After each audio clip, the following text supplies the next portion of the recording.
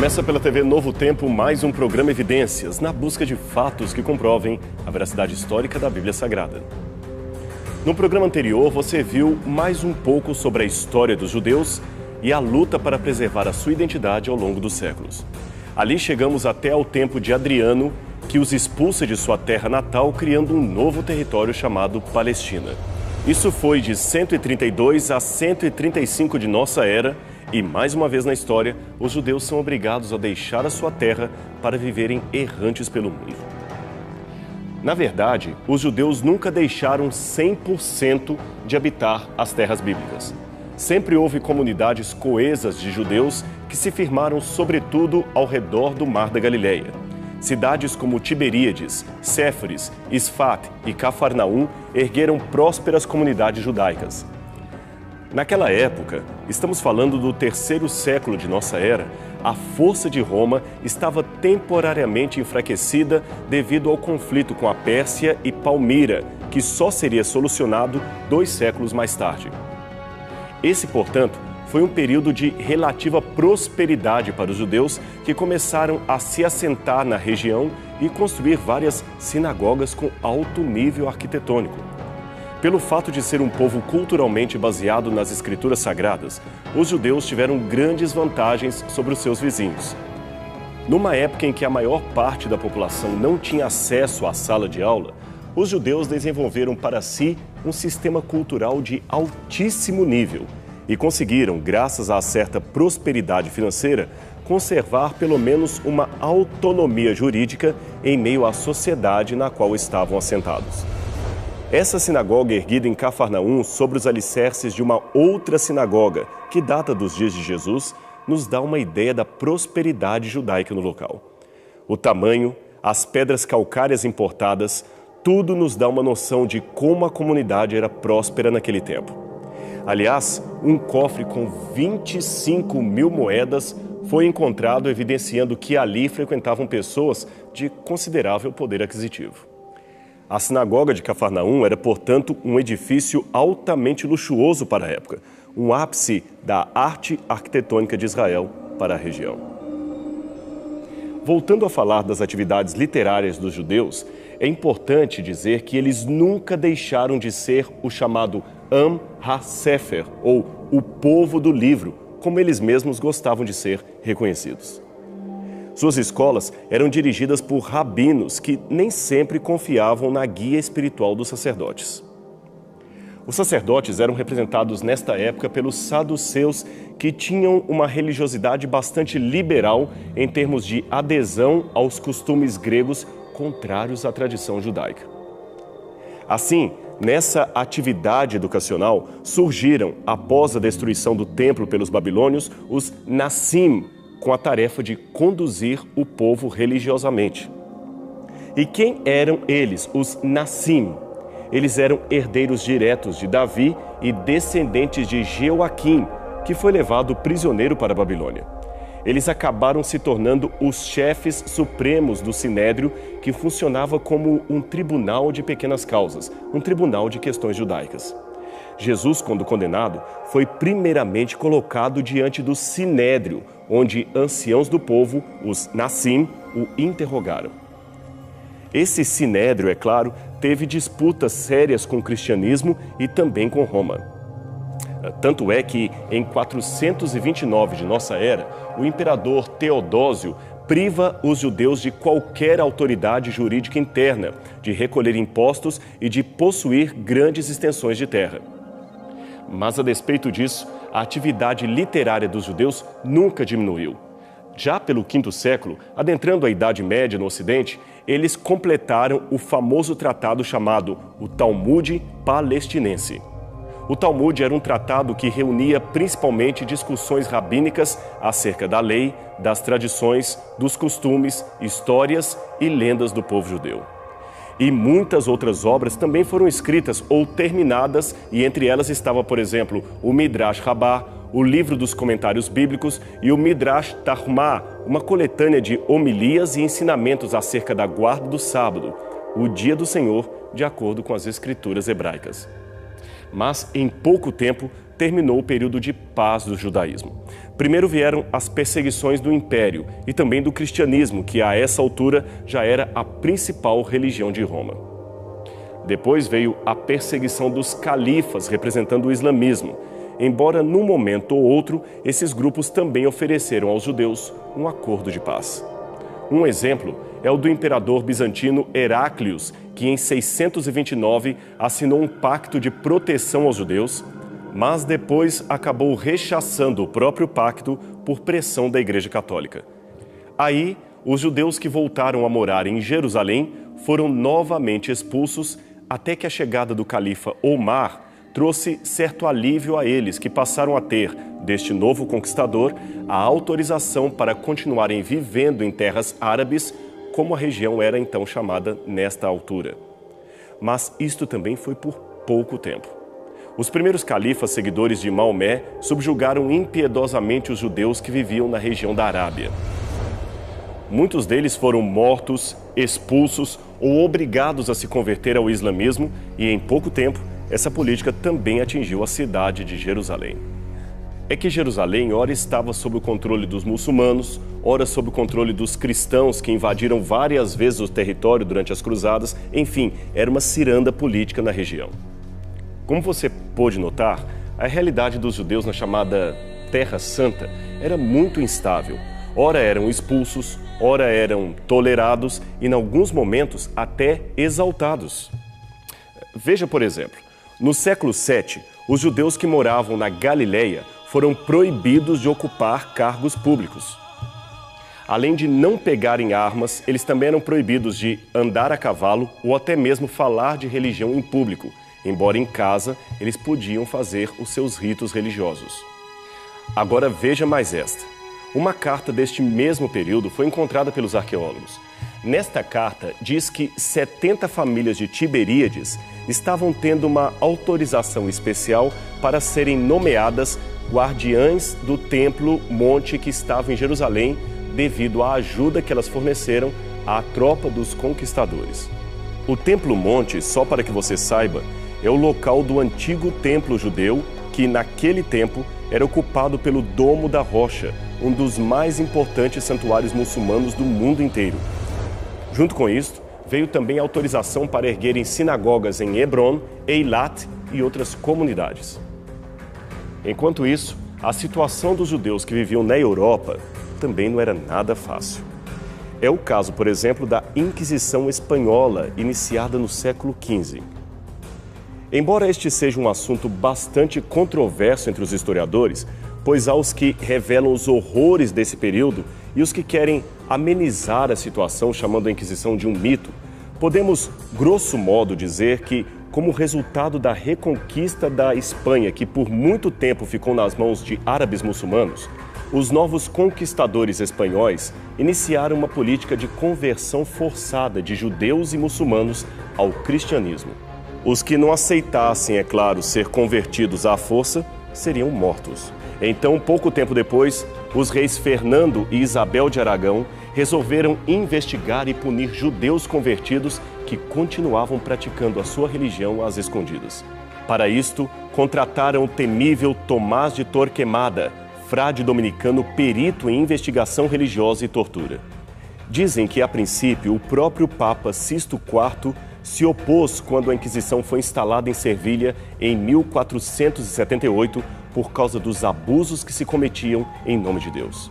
Mas o rei Fernando obrigou o bispo de Roma a não se meter, dizendo que, se o fizesse, a Santa Sé e o Vaticano perderiam o apoio político e militar do governo da Espanha, que, diga-se de passagem, era a maior potência da ocasião. Por isso, o Papa se calou. E, usando especialistas da própria igreja, o rei Fernando procurou fazer uma espécie de limpeza étnica contra descendentes de judeus convertidos que moravam em terras espanholas. Foram muitos os que compareceram perante o tribunal da Inquisição. Alguns até eram padres, eles também foram denunciados. Outros eram gente comum, a maioria apenas condenados por praticar o judaísmo. Mas havia outros ainda levados perante o juiz por supostamente praticar bruxaria ou possuir um livro do Alcorão. É difícil falar em números absolutos, mas entre os anos 1486 e 1492, 25 autos de fé ocorreram em Toledo e mais 464 entre 1481 e 1826. No total, mais de 13 mil conversos judeus foram julgados entre 1480 e 1492. Somente em Sevilha, a Inquisição executou cerca de 4 mil judeus num único processo. Já pensou o que isso significa? Vejam dos escudos que os inquisidores levavam com muito orgulho na hora de buscar os judeus convertidos. Ele traz uma cruz ladeada por uma espada, símbolo do castigo aos hereges, e pelo ramo de oliveira, símbolo de reconciliação aos que se retratarem. Em latim, aparece a inscrição Exurge Domini et iudica causam tuam, traduzindo, levanta, ó Senhor, e defenda a tua causa. Em 1492, um novo decreto do rei da Espanha suspende temporariamente a execução dos judeus, mas ordena a imediata saída daqueles que ainda estavam em território espanhol. Então, algo em torno de 60 a 120 mil deles emigraram para Portugal e foram acolhidos pelo rei Dom João II. Mas em 1497, o mesmo Dom João morre e quem assume o trono é Dom Manuel, que se casa com a infanta Isabela de Aragão, filha herdeira dos reis católicos da Espanha. O resultado? Os judeus são novamente expulsos, só que dessa vez do território português, mas aí houve uma novidade. Para impedir a saída de tanta gente de uma só vez do reino, gente com dinheiro, Dom Manuel decretou a conversão obrigatória de todos os judeus para o catolicismo. E isto deveria ocorrer num prazo máximo de 10 meses. Aí criou-se em Portugal o conceito de cristão novo. Cristão novo seriam judeus convertidos na marra e batizados para escapar da morte. Aliás, a expressão convertidos na marra nos lembra um termo pejorativo que era dado aos cristãos novos que ainda praticavam o judaísmo às escondidas. Eles eram chamados de marranos, que quer dizer porcos. E você sabia que, por causa disso, estima-se que uma considerável parte da população brasileira pode ter sangue judeu nas suas veias?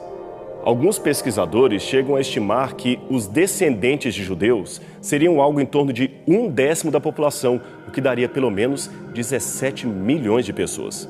De acordo com a pesquisadora Anita Nowinski, no final do século XV, os judeus compunham entre 10% e 15% da população de Portugal. Assim, os historiadores acreditam que 1 em cada 3 portugueses que vieram para o Brasil eram descendentes de judeus. Muitos, é claro, acabaram adotando nomes e sobrenomes cristãos portugueses, além de mesclarem com outras etnias, o que os fizeram perder um pouco da sua originalidade ancestral. Assim, é possível que alguns dos Silva, Ferreira, Pereira, Lopes, Cardoso, Oliveira, Fonseca, etc., sejam descendentes legítimos de famílias judias.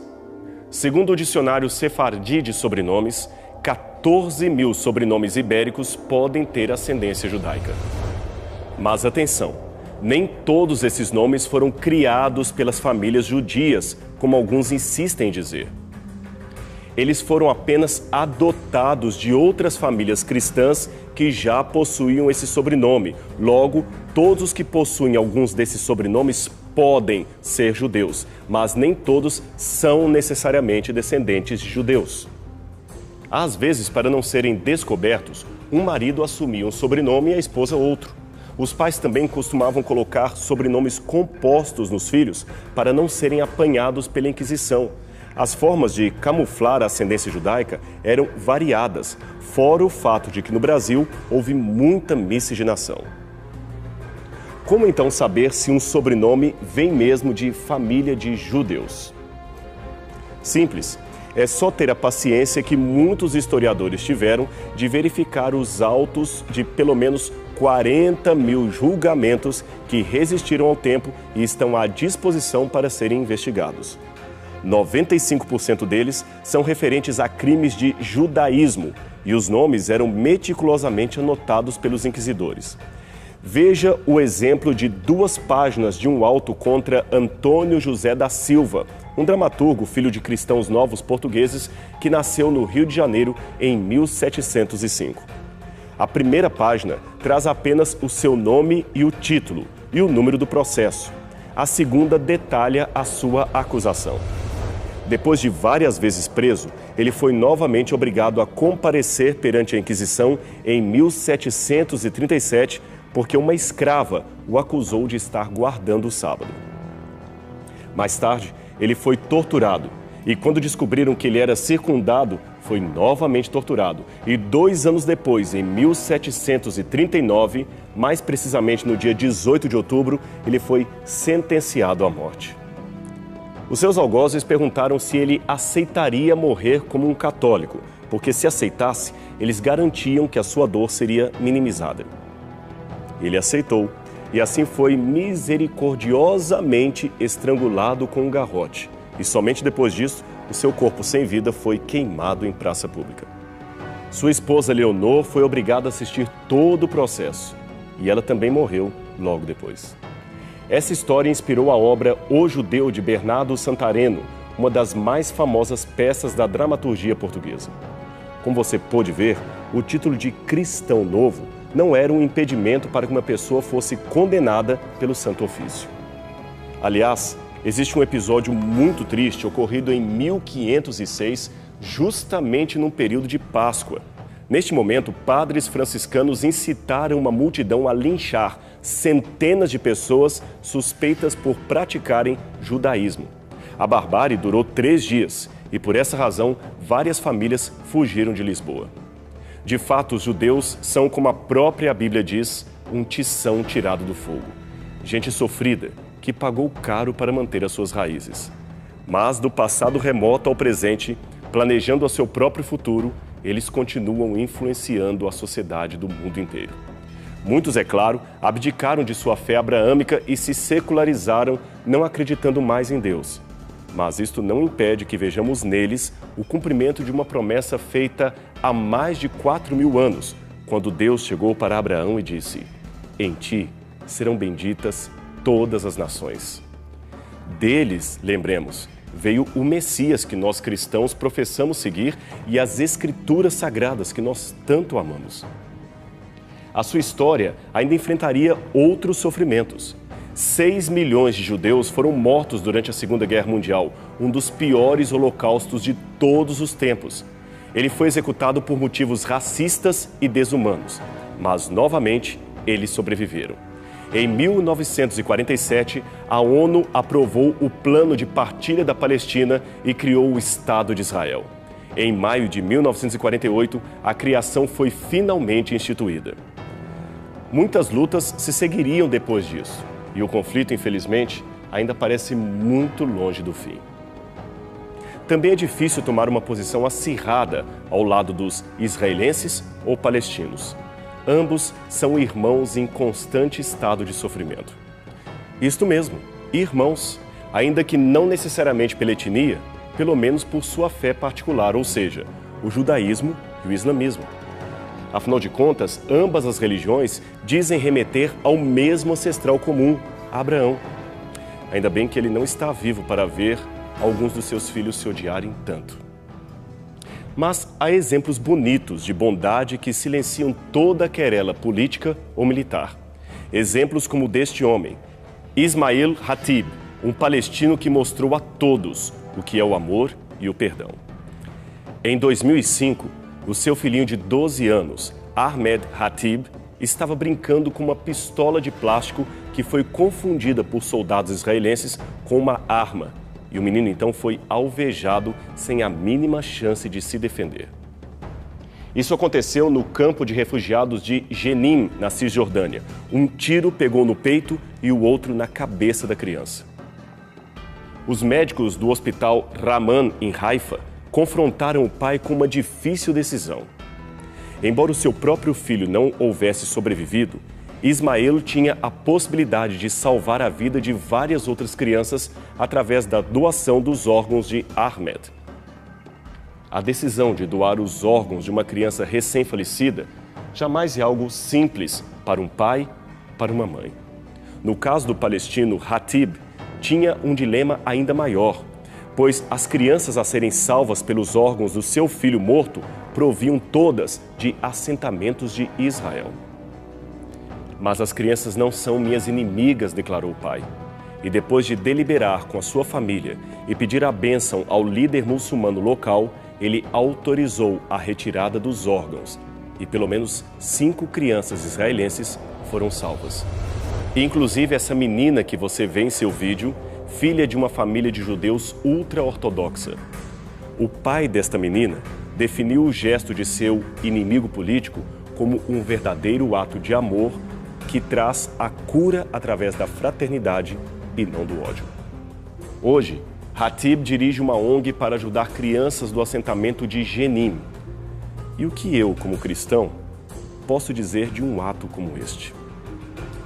Eu sei que muitos amigos judeus e muçulmanos que assistem esse programa não aceitam a Jesus como Messias, muito menos como o Filho de Deus. Eu respeito a posição deles, mas algo dentro de mim, baseado em seu comportamento de amor, me faz pensar que, ainda que eles não creiam em Jesus, Jesus acredita neles e aposta neles. Eu creio que não estaria ofendendo ninguém se disser que oro a Jesus para que um dia ele revele doutrinariamente a cada um deles. Mas em termos de comportamento ético, muitos demonstraram já conhecer, pelo menos por intuição, o mesmo evangelho que Jesus ensinou. Um evangelho que, aliás, vem da própria Tanakh, a escritura sagrada dos judeus, e que diz: devemos amar a Deus sobre todas as coisas e ao próximo como a nós mesmos. Eu não tenho a menor dúvida de que Jesus, o judeu, é o Messias, o Salvador do mundo inteiro, e eu não escondo o prazer de ser um discípulo dele. Mas eu tenho de ter a humildade cristã de reconhecer que ele mesmo disse ter ovelhas que não pertencem a este aprisco onde estou neste momento. A ele convém conduzi-las. Aí sim haverá um só rebanho e um só pastor. Mas até lá, eu espero ser alguém que convença não apenas com palavras, mas principalmente com atos de amor e fraternidade, que Deus ainda tem os seus representantes aqui neste planeta. E eu espero que esse também seja o desejo do seu coração. E a gente vai ficando por aqui. Mas semana que vem teremos um novo encontro na TV Novo Tempo para mais um programa Evidências. Até lá!